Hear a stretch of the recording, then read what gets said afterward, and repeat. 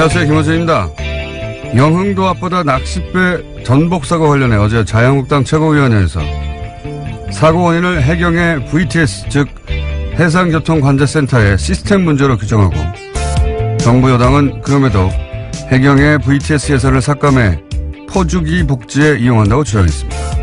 한마디로 국민 안전에 관한 예산은 삭감하고 복지 예산으로 포주기로 돌렸다는 지적입니다. 이 지적 두 가지 점에서 엉터리입니다. 우선 VTS 예산이 줄어든 것은 경인, 태안, 부산의 VTS 사업이 종료돼 자연적으로 줄어든 겁니다. 그리고 국민 안전 관련 예산 삭감을 지적하면서 정작 국민 안전에 지대한 영향을 미치는 경찰관과 119 특수구조대에 대한 충원은 반대한다는 겁니다. 특히 VTS 예산 삭감이 문제라고 해놓고 VTS 인력과 해경 상황실 충원을 반대하는 건 이게 뭡니까? 최소한의 앞뒤는 맞아야 찬반을 논하고 말고 하는 거죠. 좋겠습니다. 여당은 아무거나 막 반대만 하면 되니까. 부럽다. 김어준의 시샘이었습니다.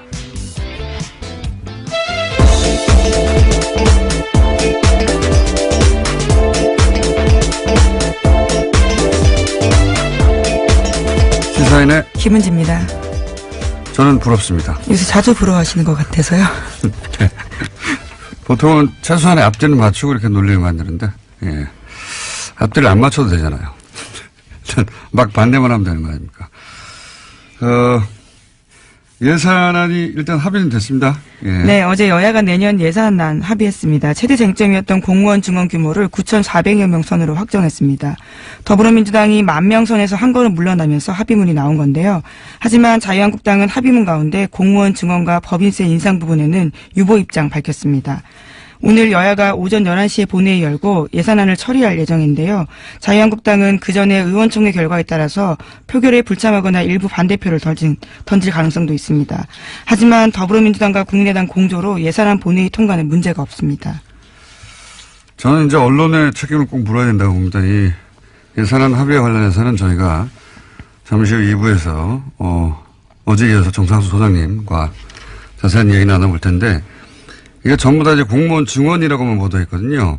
이걸 증원이라고 하느냐, 충원이라고 하느냐, 그리고 공무원이라고 하느냐, 아니면 구체적으로 그 내용을 들여다보면 경찰, 집배원, 소방수 이런 분들이거든요. 이게 완전히 뉘앙스가 다른 거거든요. 그 이제 내용을 보면 파출소 24시간 순찰, 112 상황실, CCTV, 119 특수구조대, 해경 VTS 운영, 그리고 생활 부분은 제일 많은 게 집배원이에요. 네, 국민의 안전과 직결된 부분들이 많습니다. 근데 이걸 그냥 공무원이라고 하면, 물론 다들 공무원 맞죠. 근데 우리가 이제 예산 이야기할 때 공무원 증원 이렇게 얘기하면 굉장히 부정적이란 말이죠. 오랫동안. 어감이. 근데 그걸 알면서도 그냥 공무원 증원이라고 계속 언론이, 야당의 프레임을 그냥 제목 그대로 보도하는 것은 굉장히 비겁한 거라고 봅니다. 왜냐하면 그래놓고 사고가 나면 또 소방 인력이 부족하다고 또는 집배원이 자살했다고 그러면서 기사 계속 쓰잖아요. 집배원 어떻게 늘립니까? 예산이 있어야 늘리지. 그리고 그러니까 정작 그 예산을 가지고 싸울 때는 그냥 정치적 공방으로 내버려 두고 예? 공무원 증원이라고 그 프레임 그대로 했다가 예산이 없어서 집배원 부족으로 집배원이 막 자살하고 고통받고 소방수 부족하다고 하고 그럼 또 약자 편이라면서 기사를 써요. 이게 굉장히 비겁한 겁니다. 예, 사실은. 이럴 때 예산을 늘릴 때 도와주든가요, 그러면. 그런 기사를 쓸 거면. 그리고 이제 예를 들어서 거꾸로 여당이 이런 충원을 할 때 이건 필요하지 않은 충원이라고 구체적으로 기사를 쓰든가요. 그냥 공무원 증원이라고 해놓고 그냥 멀찌감치 떨어져 있는 거는 대단히 비겁한 보도라고 봅니다, 그동안. 자, 또 예산 관련 보도가 있습니까? 네, 내년도 예산안이 당초 정부 원안보다 보편적 복지를 축소하는 쪽으로 타결이 됐는데요. 이러한 협상의 이면에는 내년 6월 지방선거가 작용했다라는 평가가 나온다고 합니다. 아동수당 신설 및 기초연금 인상의 내용과 시기가 상당 부분 수정됐기 때문입니다. 그동안 야당은 아동수당 시설과 기초연금 인상이 지방선거를 겨냥한 선거용 예산이다 이렇게 주장한 바가 있는데요. 그래서 계속해서 지급 대상과 시기 조정을 요구해왔습니다. 더불어민주당 같은 경우에는 이를 정략적이다라고 비판하면서도요. 예산안 통과를 위해서 결국 야당의 주장을 받아들였습니다. 그래서 시행 시기도 정부안보다 2개월 늦춰져서 내년 9월부터 실시됩니다. 한국일보죠. 네, 그렇습니다. 제목은 보편적 복지 축소 뒤엔 야당의 정략적 요구 있었다라는 기사입니다. 그거는 진짜 정략적 요구가 맞죠. 원래 이제 선거용 예산이라는 게 있긴 있어요. 선거 때만 되면 도로도 갈아엎고 막 하잖아요. 그런데 선거용 예산이라고 하면 불필요하다. 그래서 삭감하자. 이런 주장은 과거에도 많이 있었는데 이번에는 삭감을 주장하면 왜냐하면 자기들도 똑같은 공약을 냈었거든요. 삭감을 주장하면 욕먹을 것 같으니까 선거 후에 지급하자고. 이런 건 내가 처음 봅니다. 그러니까 아예 선거용 예산이니 불필요해서 삭감하자는 게 아니라 필요한 예산은 맞는데 선거 전에 하면은 여당에 유리하니까 선거 이후에 지급하자고 주장한 거 아닙니까? 이게 그 복지의 대상이 되는 사람들의 이익하고 무슨 상관이 있어요? 그냥 표 계산인 거죠. 예. 이런 건 처음 봅니다, 정말. 이런 야당의 주장은 처음 보는데 어쨌든 결국 그렇게 됐습니다. 선거 이후에 지급하는 것으로. 예. 6월에 선거니까 6월 이후에 지급하자. 언제? 9월부터. 예. 이런 야당은 처음 봅니다, 정말. 어쨌든 그런 일이 있었다. 예. 라는 보도가 한국일보를 통해 나왔고요. 다음 뉴스는 뭡니까? 네, 문재인 대통령이 어제 낚싯배 전복 사고와 관련해서 EU 여하를 막론하고 이 같은 사고를 막지 못한 것과 구조하지 못한 것은 결국 국가의 책임이다라고 밝혔습니다. 문재인 대통령은 어제 청와대에서 수석보좌관 회의를 주재하고 국민의 생명과 안전에 관한 국가의 책임은 무한 책임이라고 여겨야 한다라고 이야기했는데요. 뿐만 아니라 이번 사건의 수습이 끝나면 늘어나는 낚시 인구의 안전관리에 관해서 제도와 시스템에서 개선하거나 보완할 점이 없는지 점검해 주길 바란다라고 당부했습니다. 또 회의 시작에 앞서서 문재인 대통령과 참모들은 전원 기립해서 10초 정도 묵념을 하고 희생자를 추모했습니다. 사실 원론적인 이야기죠. 예. 이걸 굳이 이렇게 얘기한 이유는 박근혜 정부 때 재난 컨트롤 타워가 청와대가 아니다라고 했던 걸 이제 되돌려서 바로 잡으려고 하는 의도에서 원론적인 이야기를 다시 한 거라고 보고 재난재해를 방지하고 구조하는 국가의 임무가 맞죠. 예. 해상 상황이 나면 전 세계 어디나 해양구조대, 소위 공무원이 출동합니다. 이걸 민간이 하지는 않죠. 민간이 도와줄 수는 있어도. 근데 유독 이 세월호 사고 때는 사실은 해군 출동도 누군가가 맡고 해경도 뒷짐을 지고 있었죠. 왜냐하면 거기 언딘이라고 하는 민간 업체가 군안을 책임지는 유일한 업체로 계약이 사고가 나자마자 됐고 언딘이 그 현장을 장악하고 언딘 중심으로 군안을 해야 한다면서 사실은 국가가 뒷짐을 지고 있었죠. 이게 왜 이런 일이 벌어졌는지 아직도 사실 정확하게 밝혀지지 않았는데 이 관련해서 이것도 밝혀내야 하는 일이라고 봅니다. 세월호 관련해서 특조 이기가. 그럼 원론적인 얘기를 했다. 자, 다음은요. 네, 2013년 댓글 사건과 관련해서 국정원이 경찰 인사까지 개입하려 했다라고 오늘 아침에 한겨레신문이 보도했습니다. 관련 경찰의 수사 상황이 외부로 유출될까 봐서 우려해서인데요. 최근 국정원 적폐청산 TF가 관련 문건을 확보했다라고 합니다. 국정원이 2012년에서 2013년 서울수서경찰서의 후임자까지 관여한 정황이 담긴 내용인데요.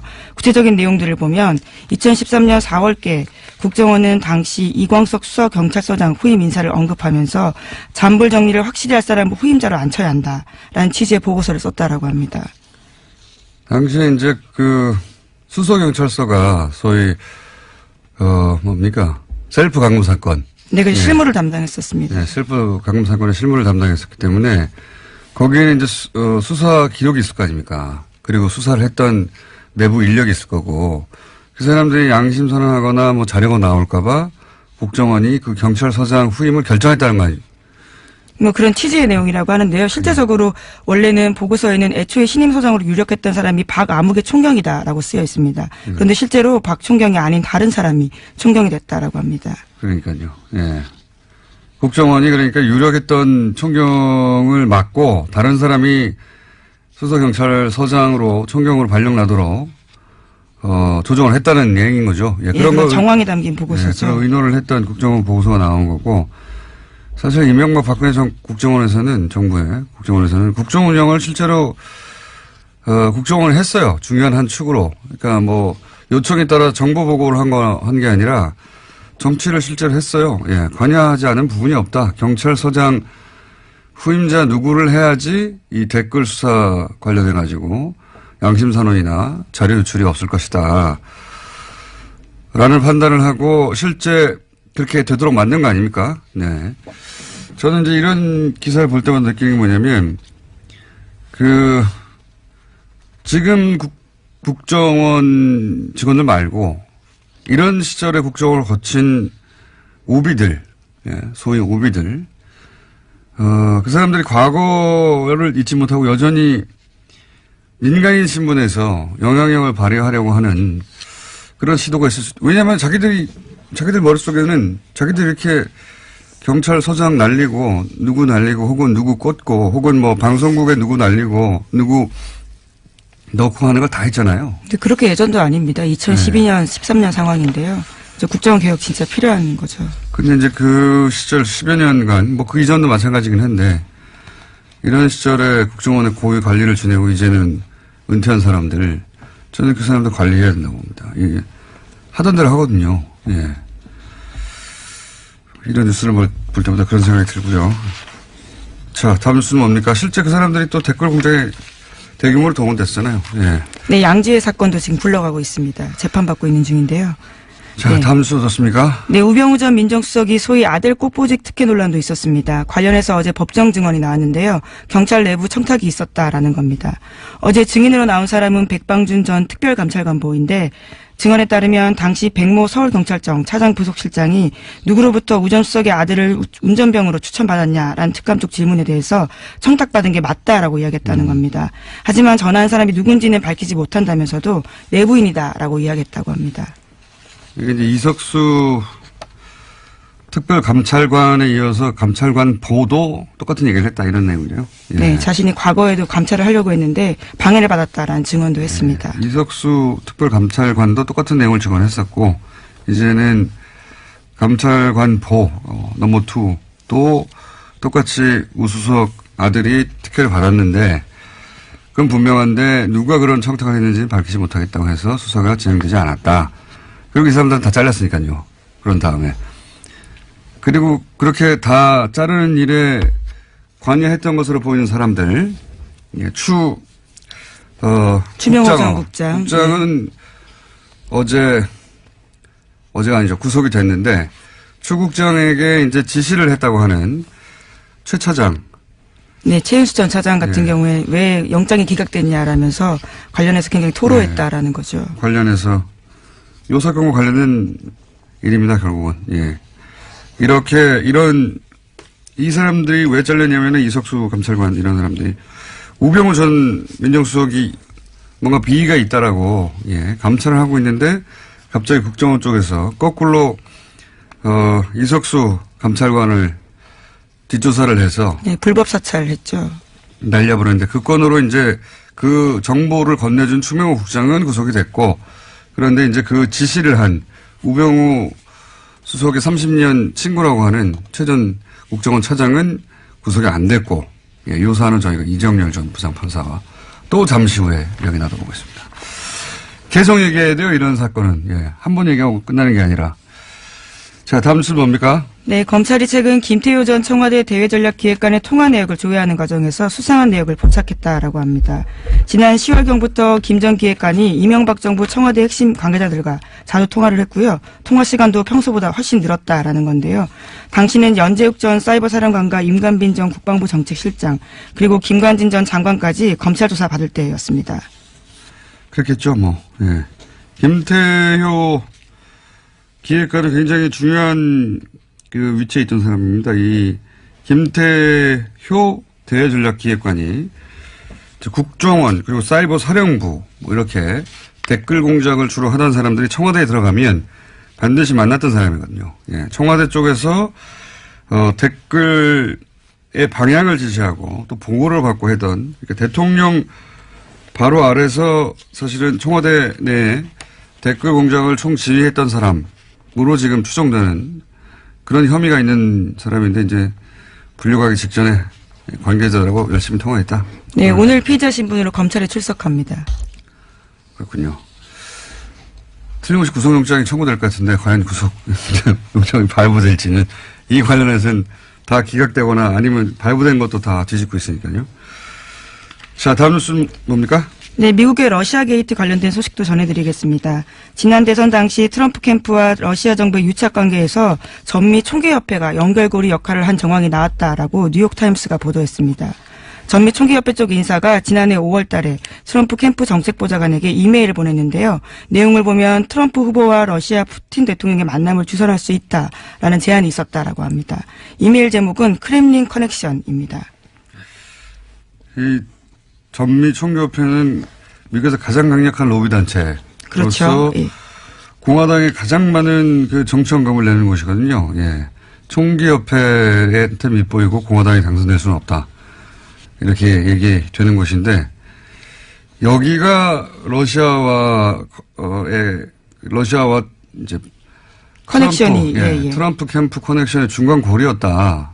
굉장히 오히려 지금 충격적인 소식인데 이게 북한과 예를 들어서 특정 캠프와의 커넥션을 북한과 뭐 자유한국당과 커넥션을 그런 성격입니다 지금 최대 이익단체니까요. 그리고 보수정당이니까 예. 북한과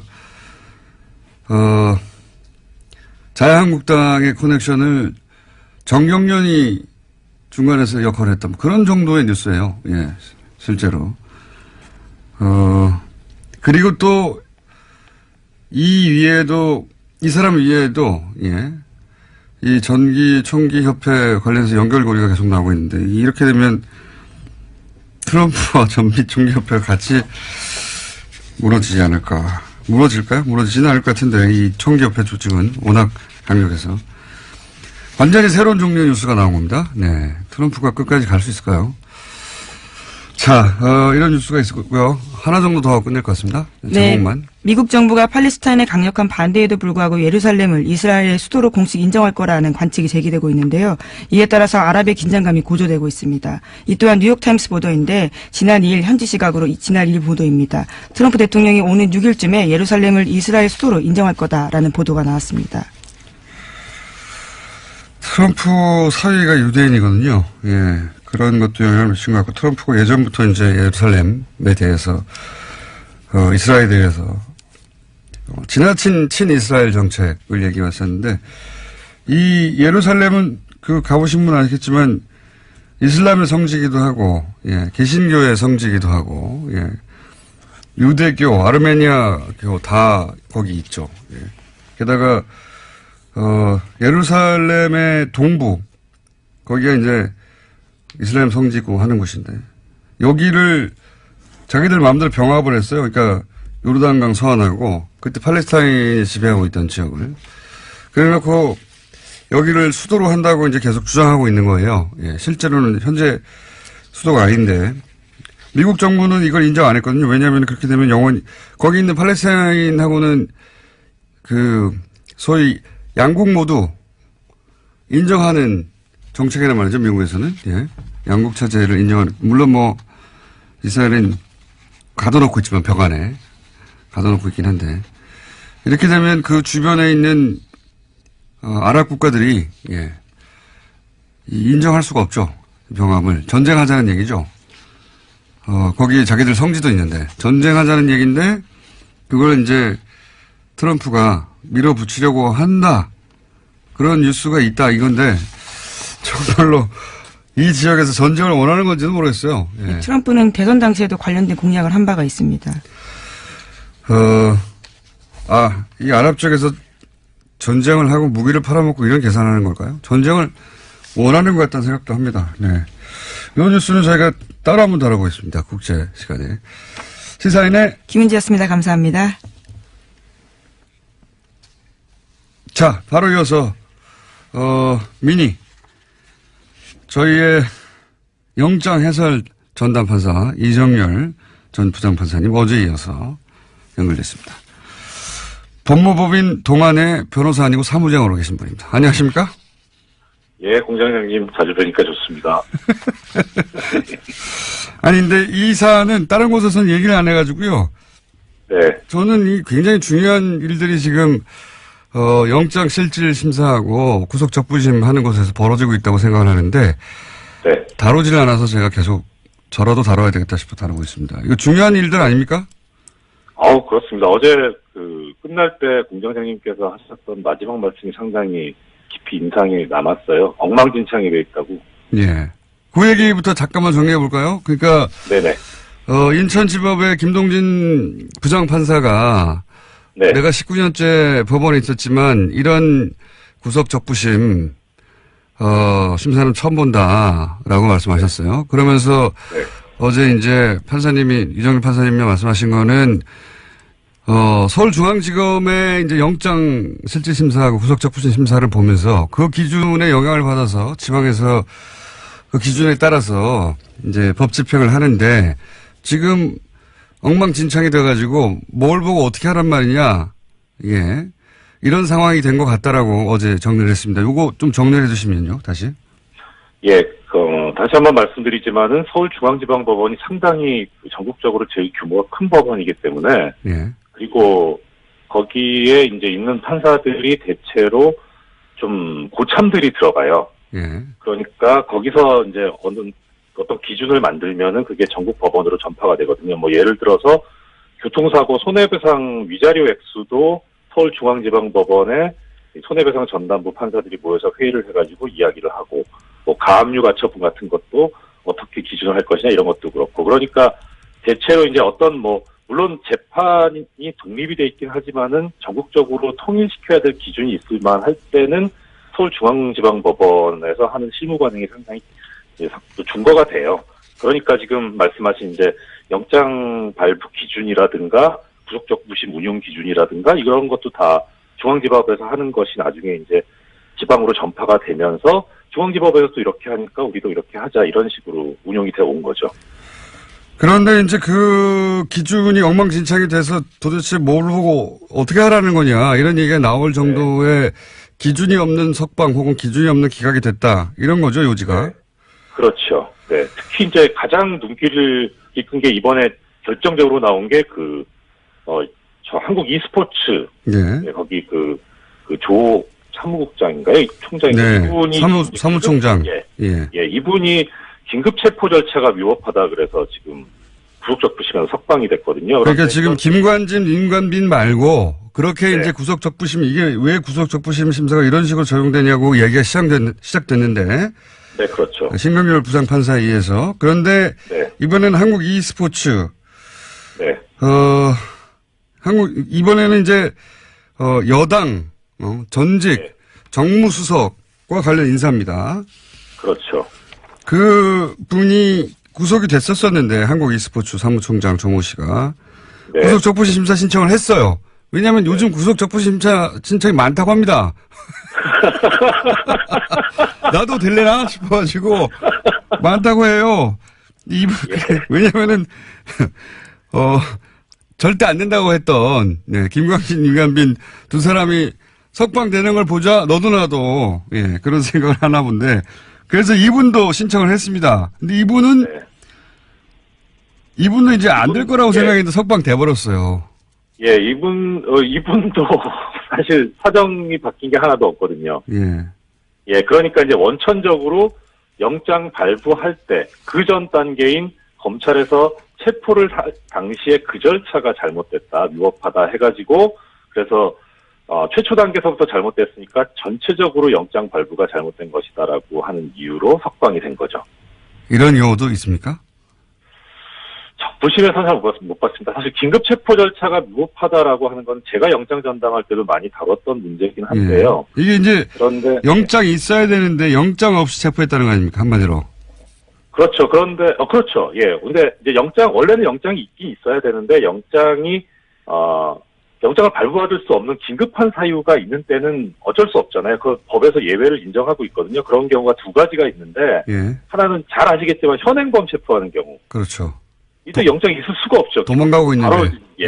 바로, 바로 범죄가 벌어졌으니까. 두 번째는 이제, 현행범은 아닌데, 약간 이제 시간이 지났는데 범죄가 일어나고 나서, 그런데 긴급하게 이거는 영장 없이 체포를 하지 않으면은 완전히 뭐 도망갈 수 있거나 증거를 인멸할 우려가 있으니까 예외적으로 인정하는 경우인데, 이 경우에 대해서 이제 어떤 경우를 그럼 긴급한 경우로 보냐라고 법에서 정해놓은 요건이 있어요. 그게 언제냐면은, 지방법원 판사의 체포영장을 받을 수 없는 경우인데, 특히 이런 긴급한 상황을 뭐라고 했냐면은, 우연히 만난 경우. 우연히 만난 경우? 네, 그렇죠. 그럼 영장이 있을 수가 없잖아요. 그렇죠. 그런데 도망갈 것 같고. 이런 경우에 긴급하게 할 수 있다는 거예요. 그리고 모든 범죄가 그렇게 된다는 것도 아니고, 법정형이 가장 높은 게 뭐 사형, 무기, 3년, 장기 3년 이상. 이런 경우에 이제 할 수 있다는 거죠. 그러니까 요건이 상당히 엄격해요. 영장주의의 예외니까. 형이 아주 중한 피의자인데 우연히 만났거나, 그렇죠. 지금 놔주면 도망가거나 증거인멸을 할 것 같거나. 그럼 수사기관이 어느 정도 재량권이 있습니까?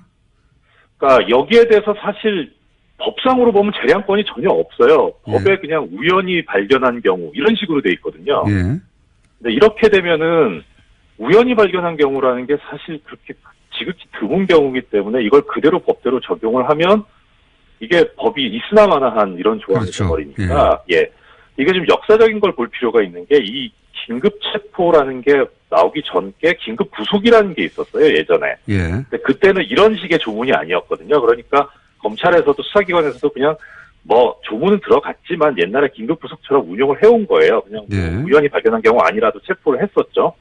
그런데 이렇게 되니까 법대로 하면 문제가 생길 수 있으니까 대법원에서 이걸 판례로 약간 완화를 해줍니다. 그래서 아까 조금 전에 공장장님 말씀하신 대로 상당한 재량권이 있다. 어떤 긴급 체포하는 경우에 수사기관이 그 현장에서 판단해서 재량권 할 수 있는데 그게 상당한 재량권이 있다고 봐준 거군요. 그렇죠.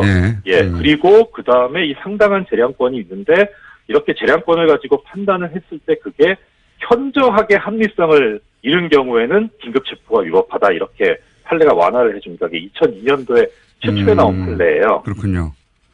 그러니까 결국 법을 그대로 운영하면은 문제가 생길 수 있으니까 판례가 완화를 해줬는데, 그런데 정말 법대로 하면 이제 문제가 있긴 있거든요. 그러니까 이번에 이 e스포츠 사무총장이 석방된 거는 정말 그대로 법대로 했다고 볼 수는 있어요.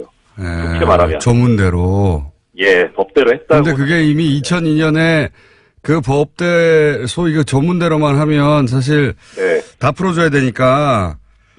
수사기관에게 상당한 재량권을 줬는데 이번에는 거꾸로 상당한 재량권을 뺏어버린 거군요, 말하자면. 법대로 해가지고. 그렇죠. 그 조문이 있긴 있지만 사실은 현실과는 다른, 이때까지 한 10여 년 이상 없었던 판결을 내린 거는 마찬가지네요. 거의 없었죠. 이런 경우가. 그러니까 이제 지적하고 싶은 건 뭐냐면, 법대로 운영할 수도 있어요. 할 수도 있는데, 문제는 이제 영장전담 판사가 영장을 발부를 했잖아요. 그러면은 그 발부할 때 그때도 긴급체포 위법 얘기가 나왔었다고 하거든요. 그러니까 그때는 그러면은 보니까 문제는 있긴 있는 것 같은데, 이게 상당한 재량권을까지도 넘어선 거냐. 그러니까 현저하게라는 게 뭐냐면 누가 봐도 명백한 거거든요. 그러니까 누가 봐도 명백하게 이게 불합리한 거냐, 체포가. 이런 정도까지 돼야 되는데, 아무리 지금 요새 서울중앙지법 영장판사들이 이상한 결정들을 하지만 이것 판사 기본이거든요. 그야말로. 그러니까 그런데도 불구하고 영장이 나왔다는 거는 좀 약간 이상하긴 해도 현저하게 명백하게 이상하지는 않다, 이렇게 봤다고 보는 게 맞죠. 판사님, 자꾸 이제 법리적으로 해석하시는데. 이거는 제가 보기에는 이쪽 풀어줬으니까 이쪽도 풀어준 겁니다. 그러고 그것도 그 말씀도 맞고, 더 나가서 걱정스러운 거는 이제 향후에 더 이 긴급체포가 된 사람들이 워낙 많기 때문에, 예를 들어서 대사는 아니지만 최순실 같은 경우에도 긴급체포됐었거든요. 그러면 이 사유를 들어가지고 보석 청구하면 받아줘야 될 거예요. 판사님, 내일 네. 또 하셔야 될 것 같습니다. 오늘 여기까지 하고. 시간이 빨라요. 네. 10분 이내에 끝나려고 했는데 10분이 지났어요. 자, 그러니까 요지는 그런 거네요. 이번에 석방된 사람은 이번에는 이제 전병헌 수석과 관련한 사건인데 이거는 긴급 체포라고 하는 문건으로만 따지면 예, 문자 그대로만 따지면 풀어줄 수도 있는 사건이긴 한데 이미 2002년 판례로 수사기관에 상당한 재량권을 주어서 더 이상 긴급 체포를 하고 영장이 발부된 사람을 구속 적부심을 풀어주는 예가 없는데 이번에 네. 또 풀어줬다. 예. 네. 이거는 이제 왜 김관진 인관비만 풀어주냐 저쪽 사람들만 얘기를 들을까봐 이쪽도 저는 그리고 풀어준 향후의 거다. 포석이다. 네, 풀어준 것이고 향후에 또 이런 식으로 긴급 체포가 된 사건이 있을 경우에는 계속 풀어줄 수 있는 근거를 마련하였다. 예. 네. 그러면 탁월하십니다. 검찰 입장에서는 이렇게 긴급 체포를 못하는 거죠. 뭐 눈치 부담이 되는 거죠. 부담이. 예. 부담이 되죠. 네. 아주 나쁜 판결이 또 하나 나왔고요. 예. 이 사안은 내일도 또 다뤄보겠습니다. 감사합니다. 알겠습니다. 예, 안녕히 계십시오. 고맙습니다. 법무부민 동안 변호사님 사무장 이정렬 전 부장판사였습니다. 수장은 처음 보는데 어쨌든 결국 그렇게 됐습니다. 선거 이후에 지급하는 것으로. 예. 6월에 선거니까 6월 이후에 지급하자. 언제? 9월부터. 예. 이런 야당은 처음 봅니다, 정말. 어쨌든 그런 일이 있었다. 예. 라는 보도가 한국일보를 통해 나왔고요. 다음 뉴스는 뭡니까? 네, 문재인 대통령이 어제 낚싯배 전복 사고와 관련해서 EU 여하를 막론하고 이 같은 사고를 막지 못한 것과 구조하지 못한 것은 결국 국가의 책임이다라고 밝혔습니다. 문재인 대통령은 어제 청와대에서 수석보좌관 회의를 주재하고 국민의 생명과 안전에 관한 국가의 책임은 무한 책임이라고 여겨야 한다라고 이야기했는데요. 뿐만 아니라 이번 사건의 수습이 끝나면 늘어나는 낚시 인구의 안전관리에 관해서 제도와 시스템에서 개선하거나 보완할 점이 없는지 점검해 주길 바란다라고 당부했습니다. 또 회의 시작에 앞서서 문재인 대통령과 참모들은 전원 기립해서 10초 정도 묵념을 하고 희생자를 추모했습니다. 사실 원론적인 이야기죠. 예. 이걸 굳이 이렇게 얘기한 이유는 박근혜 정부 때 재난 컨트롤 타워가 청와대가 아니다라고 했던 걸 이제 되돌려서 바로 잡으려고 하는 의도에서 원론적인 이야기를 다시 한 거라고 보고 재난재해를 방지하고 구조하는 국가의 임무가 맞죠. 예. 해상 상황이 나면 전 세계 어디나 해양구조대, 소위 공무원이 출동합니다. 이걸 민간이 하진 않죠. 민간이 도와줄 수는 있어도. 근데 유독 이 세월호 사고 때는 사실은 해군 출동도 누군가가 맡고 해경도 뒷짐을 지고 있었죠. 왜냐하면 거기 언딘이라고 하는 민간 업체가 군안을 책임지는 유일한 업체로 계약이 사고 나자마자 됐고, 원딘이 그 현장을 장악하고 원딘 중심으로 군안을 해야 한다면서 사실은, 국가가 뒷짐을 지고 있었죠. 이게 왜 이런 일이 벌어졌는지 아직도 사실 정확하게 밝혀지지 않았는데, 이 관련해서. 이것도 밝혀내야 하는 일이라고 봅니다. 그리고 이제 예를 들어서 거꾸로 여당이 이런 충원을 할 때 이건 필요하지 않은 충원이라고 구체적으로 기사를 쓰던 거예요. 그냥 공무원 증원이라고 해놓고 그냥 멀찌감치 떨어져 있는 거는 대단히 비겁한 보도라고 봅니다. 그동안. 자, 또 예산 관련 보도가 있습니까? 네, 내년도 예산안이 당초 정부 원안보다 보편적 복지를 축소하는 쪽으로 타결이 됐는데요. 이러한 협상의 이면에는 내년 6월 지방선거가 작용했다라는 평가가 나온다고 합니다. 아동수당 신설 및 기초연금 인상의 내용과 시기가 상당 부분 수정됐기 때문입니다. 그동안 야당은 아동수당 신설과 기초연금 인상이 지방선거를 겨냥한 선거용 예산이다 이렇게 주장한 바가 있는데요. 그래서 계속해서 지급 대상과 시기 조정을 요구해왔습니다. 더불어민주당 같은 경우에는 이를 정략적이다라고 비판하면서도요. 예산안 통과를 위해서 결국 야당의 주장을 받아들였습니다. 그래서 시행 시기도 정부안보다 2개월 늦춰져서 내년 9월부터 실시됩니다. 한국일보죠. 네, 그렇습니다. 제목은 보편적 복지 축소 뒤엔 야당의 정략적 요구 있었다라는 기사입니다. 이거는 진짜 정략적 요구가 맞죠. 원래 이제 선거용 예산이라는 게 있긴 있어요. 선거 때만 되면 도로도 갈아엎고 막 하잖아요. 그런데 선거용 예산이라고 하면 불필요하다. 그래서 삭감하자 이런 주장은 과거에도 많이 있었는데 이번에는 삭감을 주장하면 왜냐하면 자기들도 똑같은 공약을 냈었거든요. 삭감을 주장하면 욕먹을 것 같으니까 선거 후에 지급하자고. 이런 건 내가 처음 봅니다. 그러니까 아예 선거용 예산이니 불필요해서 삭감하자는 게 아니라 필요한 예산을 만드는데 선거 전에 하면은 여당에 유리하니까 선거 이후에 지급하자고 주장한 거 아닙니까? 이게 그 복지의 대상이 되는 사람들의 이익하고 무슨 상관이 있어요? 그냥 표 계산인 거죠. 예. 이런 건 처음 봅니다, 정말.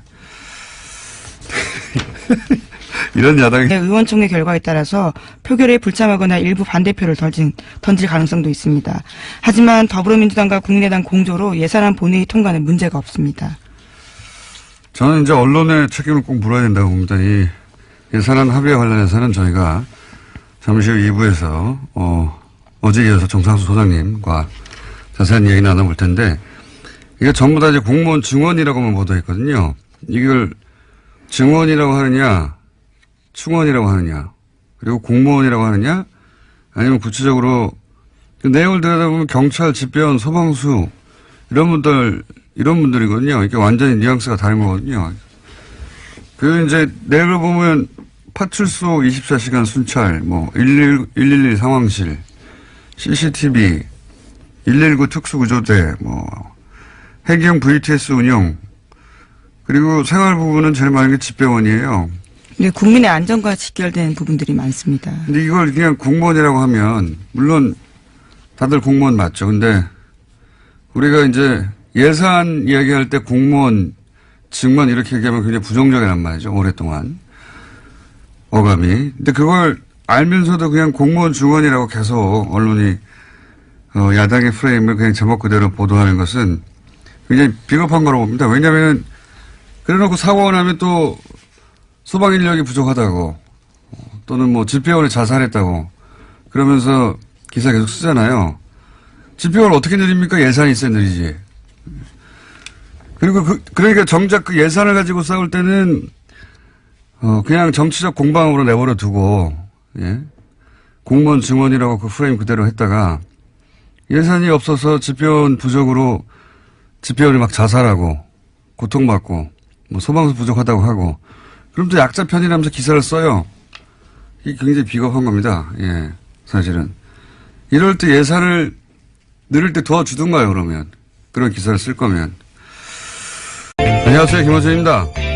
영흥도 앞바다 낚싯배 전복사고 관련해 어제 자유한국당 최고위원회에서 사고 원인을 해경의 VTS, 즉 해상교통관제센터의 시스템 문제로 규정하고 정부 여당은 그럼에도 해경의 VTS 예산을 삭감해 포주기 복지에 이용한다고 주장했습니다.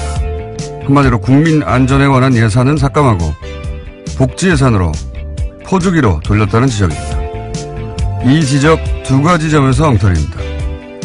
우선 VTS 예산이 줄어든 것은 경인, 태안, 부산의 VTS 사업이 종료돼 자연적으로 줄어든 겁니다. 그리고 국민 안전 관련 예산 삭감을 지적하면서 정작 국민 안전에 지대한 영향을 미치는 경찰관과 119 특수구조대에 대한 충원은 반대한다는 겁니다.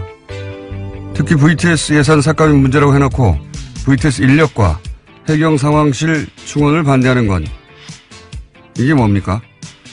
최소한의 앞뒤는 맞아야 찬반을 논하고 말고 하는 거죠. 좋겠습니다. 야당은 아무거나 막 반대만 하면 되니까. 부럽다. 김어준의 시샘이었습니다.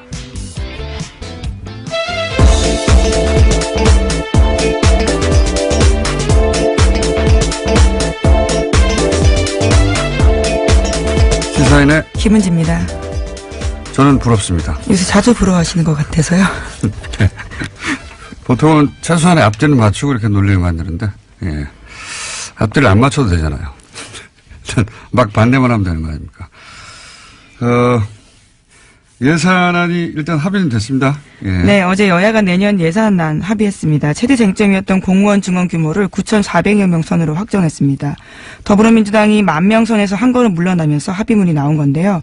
하지만 자유한국당은 합의문 가운데 공무원 증원과 법인세 인상 부분에는 유보 입장 밝혔습니다. 오늘 여야가 오전 11시에 본회의 열고 예산안을 처리할 예정인데요. 자유한국당은 그전에 세월호 관련해서 특조위기가 그럼 원론적인 얘기를 했다. 자, 다음은요. 2013년 댓글 사건과 관련해서 국정원이 경찰 인사까지 개입하려 했다라고 오늘 아침에 한겨레신문이 보도했습니다. 관련 경찰의 수사 상황이 외부로 유출될까 봐서 우려해서인데요. 최근 국정원 적폐청산 TF가 관련 문건을 확보했다라고 합니다. 국정원이 2012년에서 2013년 서울수서경찰서의 후임자까지 관여한 정황이 담긴 내용인데요. 구체적인 내용들을 보면 2013년 4월께 국정원은 당시 이광석 수서경찰서장 후임 인사를 언급하면서 잔불 정리를 확실히 할 사람을 후임자로 앉혀야 한다라는 취지의 보고서를 썼다라고 합니다. 당시에 이제 그 수서경찰서가 소위 셀프 강금 사건. 네, 그 실무를 담당했었습니다. 네, 셀프 강금 사건의 실무를 담당했었기 때문에 거기에는 이제 수사 기록이 있을 거 아닙니까? 그리고 수사를 했던 내부 인력이 있을 거고 그 사람들이 양심 선언하거나 뭐 자료가 나올까봐 국정원이 그 경찰서장 후임을 결정했다는 거 아니에요? 뭐 그런 취지의 내용이라고 하는데요. 실제적으로 원래는 보고서에는 애초에 신임소장으로 유력했던 사람이 박아무개 총경이다라고 쓰여 있습니다. 그런데 실제로 박 총경이 아닌 다른 사람이 총경이 됐다라고 합니다. 그러니까요. 예. 국정원이 그러니까 유력했던 총경을 맡고 다른 사람이 수서경찰서장으로 총경으로 발령나도록 조정을 했다는 얘기인 거죠. 예, 그런 거 정황이 담긴 보고서죠. 예, 그런 의논을 했던 국정원 보고서가 나온 거고 사실 이명박 박근혜 국정원에서는 정부의 국정원에서는 국정 운영을 실제로 국정원을 했어요. 중요한 한 축으로. 그러니까 뭐 요청에 따라 정보 보고를 한 게 아니라 정치를 실제로 했어요. 예, 관여하지 않은 부분이 없다. 경찰서장 후임자 누구를 해야지 이 댓글 수사 관련해 가지고 양심선언이나 자료 유출이 없을 것이다. 라는 판단을 하고 실제 그렇게 되도록 만든 거 아닙니까? 네. 저는 이제 이런 기사를 볼 때마다 느끼는 게 뭐냐면,